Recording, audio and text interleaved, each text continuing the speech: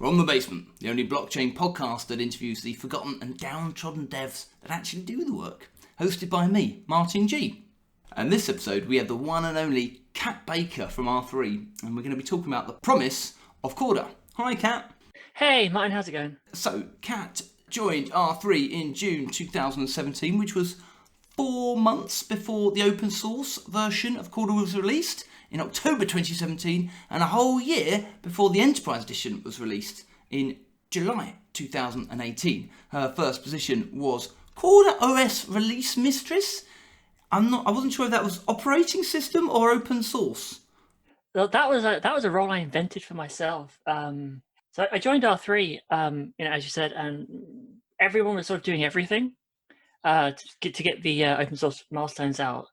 As we were sort of trying to get a sort of more professional cadence going towards the enterprise, it's like, well, someone needs to kind of love this process and not just make it quite so ad hoc all the time. So I just and I'd done similar things in similar roles in the past. Went, all right, out of the way, let me do it. Come on, amateurs, care about it. Step back. Yeah, it's one of those roles you sort of make yourself a rod for your own back. But it was fun, and I got to write a lot of fun blog posts extolling the virtues of Corda releases. Now you are the core engineering group lead, which I think must make you a lot of people's boss. Is that right? Rick and I have a fair few people working for us, yeah. I think it's about 60. 60? Wow. Yeah, and you were, and when you joined, I reckon you were the only woman in the engineering team?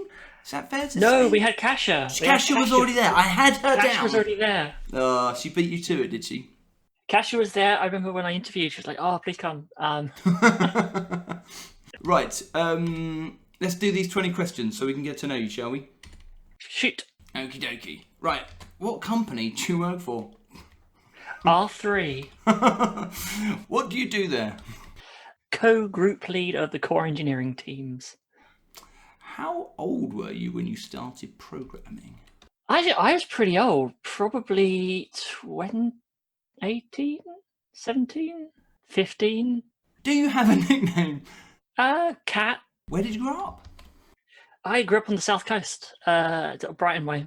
Where did you go to uni and what did you study? I went to university in Reading, and I studied computer science. And then robots, right? It was robots. My PhD was indeed in robots. When did you start working in software?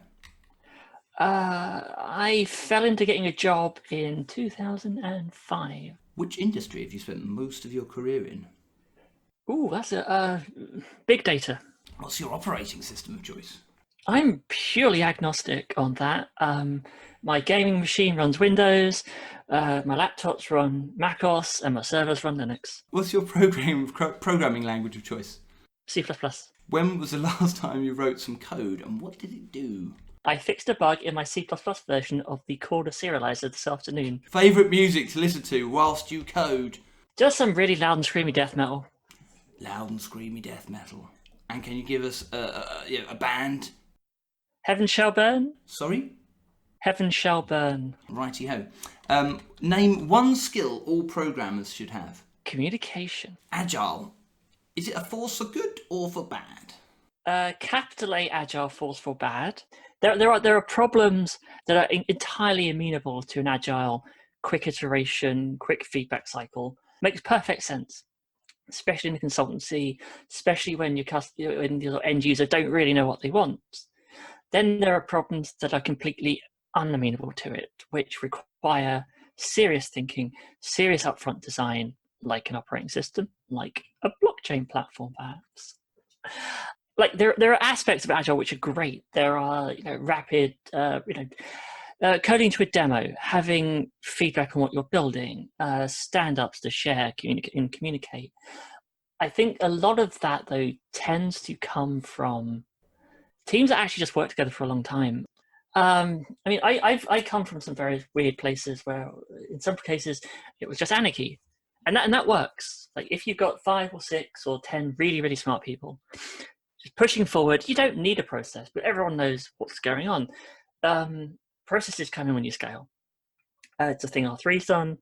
So it's not that I hate Agile, but you've got to take the good bits and ignore all the dogmatic parts of it that come out of the woodwork. Anyone says there's one true way of doing it is, I will run away from them. You heard it here first. If anyone, there you go. For all the people who work for Kat, run away. Software engineering is craft. It is a craft, and you have to let people be creative. I mean, you can treat agile programming as a way sometimes to get a minimal acceptable amount of work out of some ad hoc group of low-skill developers, perhaps. Or you can go, well, no, you guys are experts in your field. You're very smart. We have very complicated problems. Impress me. Like, yes, it'll take 6 months to do this, and I'm not saying go away for 6 months, come back in 5 months, go, we didn't do anything.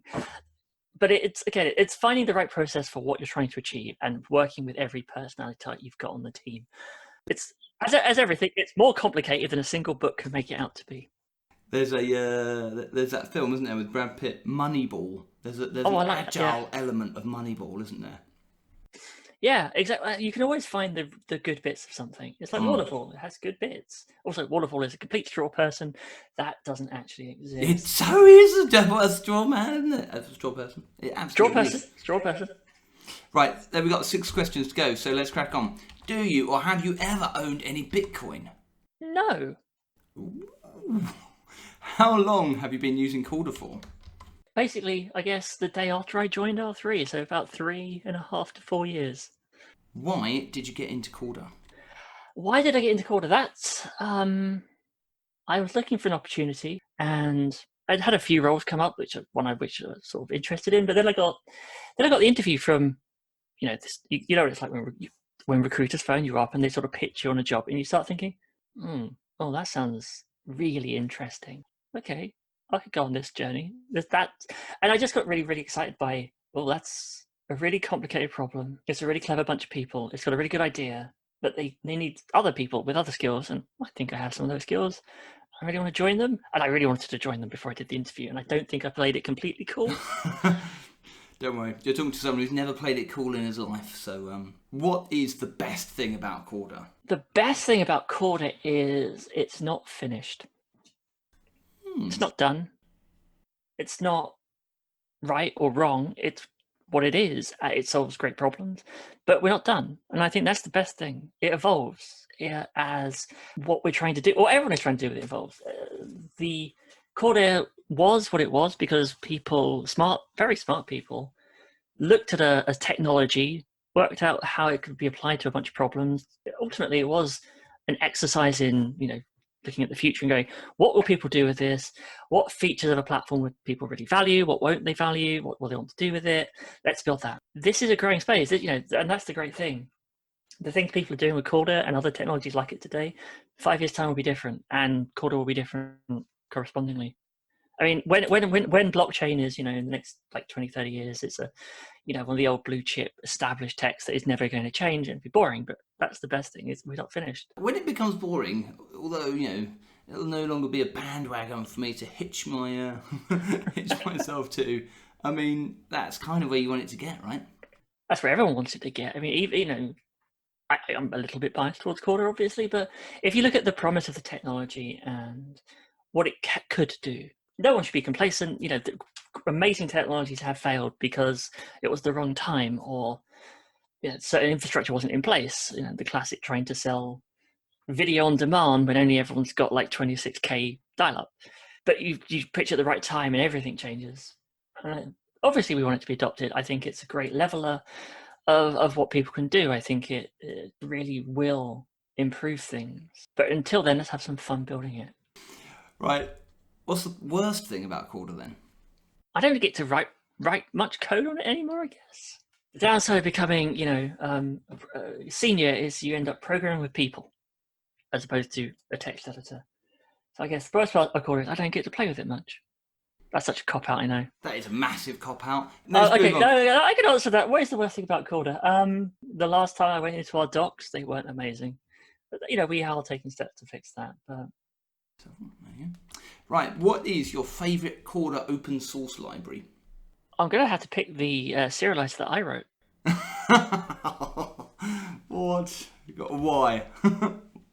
Why? Oh, because it's my two favourite things. It's C++ code and it's a serializer. What is the best place to start with Corda? Oh, I would have to say Code Club. The best place to start with Corda, I mean, like with all technologies, unless you've got something to do with it, it's very hard to find a problem to solve, especially with something which is inherently distributed. Like it's Corda by itself, like even writing your own app is kind of pointless. By its very nature, it is a technology that requires multiple parties to be of interest. So just playing with it by yourself, well, you didn't get very far with that. You're limited by the problems you've got. So something like Code Club, which sets out a group of people to cooperate, but also a sort of constrained problem, is a really good place to start. Yeah. I mean, like when we're brainstorming for ideas for Corda Code Club, it's actually really easy to come up with a web app that you could write with Corda. And I'm like, but what's the point? You know? Well, I think all the best ideas. I mean, because you got the classic ideas. It's the very classic workflow stuff. But if you sort of go off piece and try and shoehorn a problem into a sort of distributed blockchain platform, you actually get some really creative like solutions to problems. Like, how do you represent this in a way that devolves control over the entire state? Which is kind of the promise of what Corda is. Pow! There we are. Come on then. What is the promise of Corda? I mean, the promise of Corda is many-fold, but I think ultimately Corda, the technology. If you look at what the ledger is, you can take a holistic, unrealistic view of the entire ledger. It can't ever exist because nobody has access to everyone's vault. So the promise of Corda is that these disparate, unorganized collection of facts can be implicitly ordered on a global scale, can be collapsed to a point of negotiated exchange by two untrusting parties, putting an implicit ordering over their subview of that graph. And then that can be enacted in everyone's shared view of the ledger, devolved control of that, without anyone else being involved. And once you've done that, you can then take two of those more personal views, collapse them with other people, and continue that evolution of the global state, but at a local level. Now, if you were listening to that and you didn't already know what a state is in Corda, would you understand that? When you say a state, are you talking about the computer science? No. I'm thinking of the state of the ledger specifically as a snapshot view of something that doesn't really exist. Let's think about it in this way. If you could fly and you could go up really, really high and look down on England and you could see where everybody was at once, that would be a kind of global view of this country and everyone in it.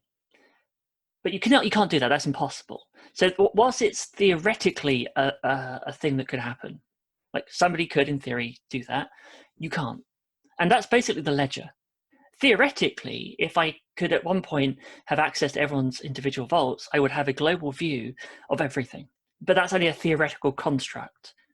What the ledger actually is a series of private event chains that only have meaning in the global sense when they exchange with other people. Like you and I do something. Our two unordered ledgers come together and mutate each other in a way that we sort of have devolved control to the platform. And then we move on. But that's the promise of Corda. Is because once we've done that, you can then collapse your view of the ledger with someone else's to a single point in time and put an implicit ordering point. Who doesn't love an analogy? I love an analogy. What's going on in your house right now? What's going on in my house? Those are there's an implicit order to the events that are going on and the interactions that are happening. But there is only a collapse point where an actual order is ever established when something happens that intersects those two event chains. Until then, it doesn't matter. I don't care. I don't ever see your event chain. Once a function is triggered that supposes a transaction, I propose something. Now that's a point of collapse. To take these two implicitly ordered event chains that are unordered in the global sense, but find a point at which in the global ledger, which is really a thing that you can't actually measure, you can then exchange and then go your separate ways. It's kind of like you have these two parallel lines that come together at one point and divide again.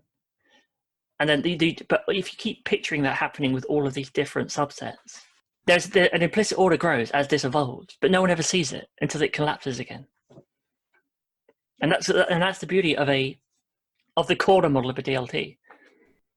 You have an event chain. You have a ledger. It is a series of updates that mutate things and that pass between and evolve over time. But what's happening in your land and someone else's ledger, land, whatever, without an external focus, there is no ordering between those two series of events. It's only when, in Corda parlance, a transaction is proposed and two events within those two different ledgers are consumed and then new ones created, is an implicit ordering created between these two disparate ponds. It's a point in time where these two ledgers collapse, agree in ordering, and then diverge again. And that's the important thing, of course, it is the ordering, the global ordering, that is important. There's always a global order, but it is implicit. But it is enforced by the platform, even though you never really see it being enforced. You just go, because that's the nice thing. What you're doing effectively is devolving to a piece of contract code, and the platform effectively the ability to allow that collapse point to mutate your local ledger to a series of rules that you've all agreed to.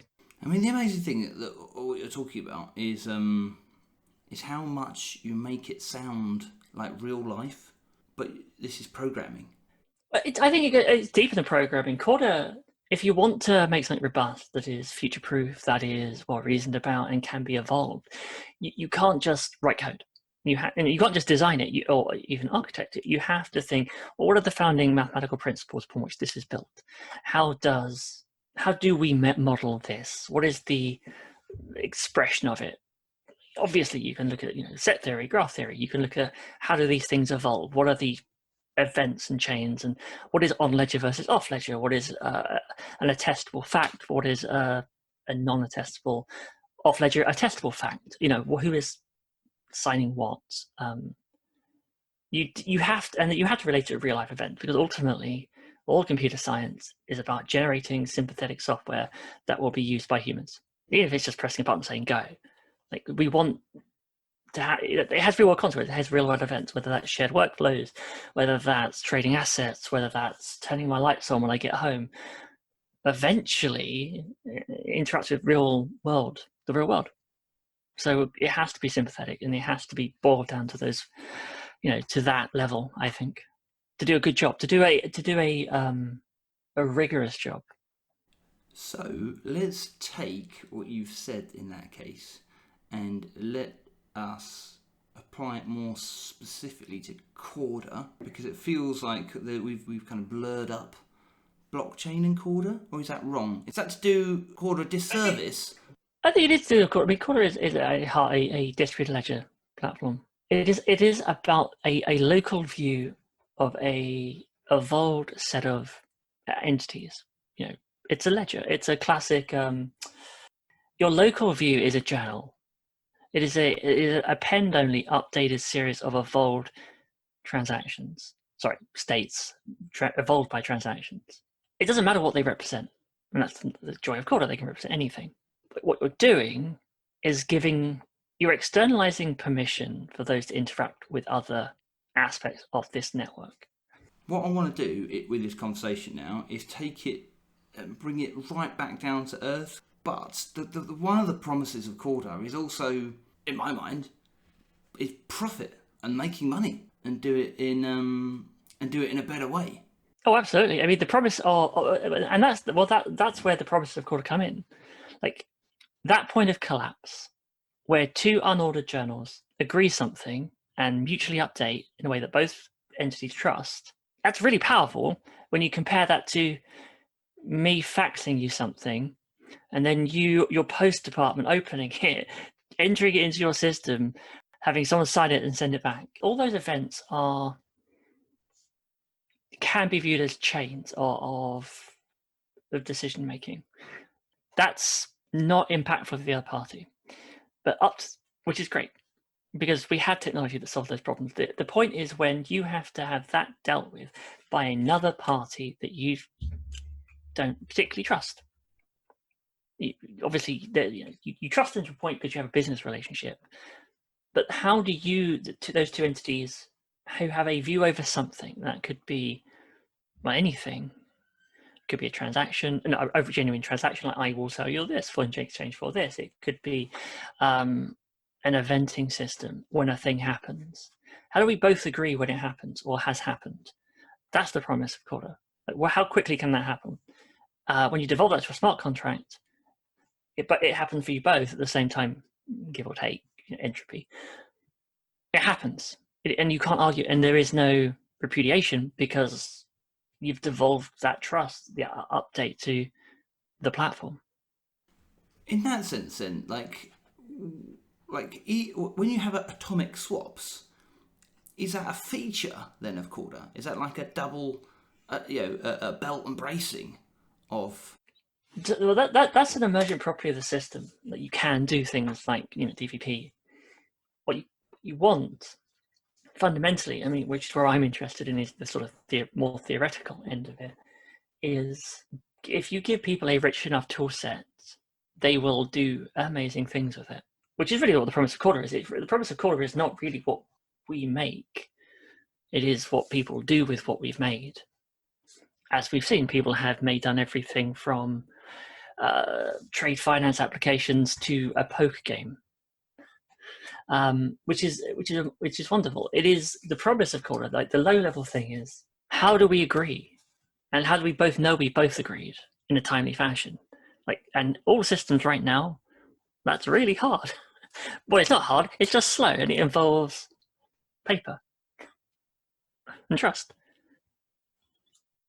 And how does that scale? Because it kind of, you could imagine, I mean, the other thing is, you could imagine you and I wanted to do something.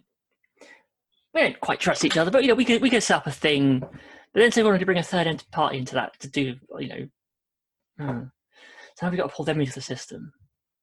And if there's a fourth and a fifth, like this, it stops being practical. But when you can trust a platform like Corda, you don't have to worry about scaling it, because you have the platform there, and the logic just works. Well, that's why you have bookkeepers, because their job is after the event.